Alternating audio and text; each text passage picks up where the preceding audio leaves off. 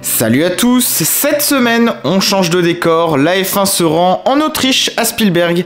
Des montagnes, des champs, des vaches, oui, mais aussi un très beau circuit, celui du Red Bull Ring. Alors il est pas très grand, 4 km 300, mais il est très rapide avec un tour en moins d'1 minute 10. Le record d'ailleurs est signé Valtteri Bottas en 2020 en 1 minute 2 939. 3 points clés à connaître ici. Le premier virage, en angle droit, compliqué parce que assez étroit dans son dessin. Rémus, une épingle où tout joue au départ parce que c'est le premier gros freinage du circuit. Et puis la ligne droite suivante avec le DRS en dévers, compliqué, parlez-en d'ailleurs à Alex Albon. 10 virages au total, pas un de plus, avec seulement 3 à gauche et 3 DRS à prévoir sur cette piste, sur les 3 lignes droites du circuit.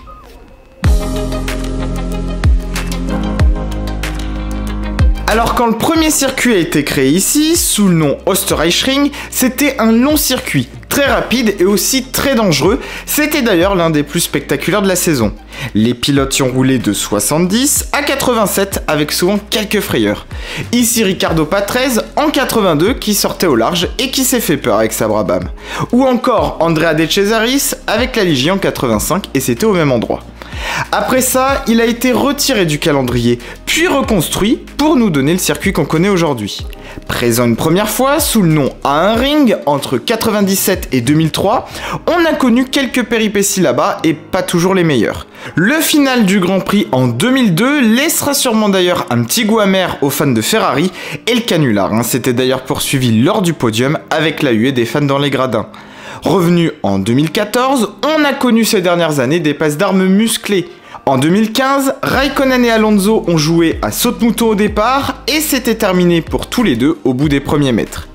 Évidemment, Spielberg, c'est aussi la bataille incroyable Hamilton-Rosberg en 2016 et ce freinage interminable de l'Allemand qui va lui coûter d'ailleurs le Grand Prix et c'est bien Hamilton qui a remporté la course. On a eu droit aussi l'an passé à une belle chevauchée solitaire de Max Verstappen devant des tribunes qui étaient complètement oranges pour fêter sa victoire. C'était fou à Silverstone la semaine dernière. Quelques cartes ont été rebattus et on a eu droit à quelques réponses. Ferrari a décidé de ne pas se mouiller pour l'instant et laisse ses deux pilotes se battre, au risque même de compromettre pourquoi pas leur chance de titre. Attention parce que derrière, il en faut pas plus pour que Red Bull et Mercedes en profitent. On arrive en Autriche, circuit qui a bien réussi à Red Bull l'an passé. Les voitures sont certes différentes, mais on connaît peut-être les réglages à adopter chez les Autrichiens. En tout cas, chez Mercedes, on a faim et l'ont prouvé avec Hamilton en piste. Carlos Sainz de son côté arrive en vainqueur de Grand Prix et si ça allait le lancer pour la saison. Chez Haas, on relève la tête et Schumacher a enfin débloqué le compteur. L'heure pour lui de la reconquête, et bien les réponses à ces questions on les aura dimanche à 15h. Petit rappel ce week-end, c'est le retour du format sprint, alors restez bien connectés. Merci à toi d'avoir suivi cette vidéo et comme d'habitude on se retrouve pour le débrief juste après. N'oublie pas le petit pouce bleu et l'abonnement, je compte sur toi et nous on se dit à très vite sur la chaîne, à bientôt.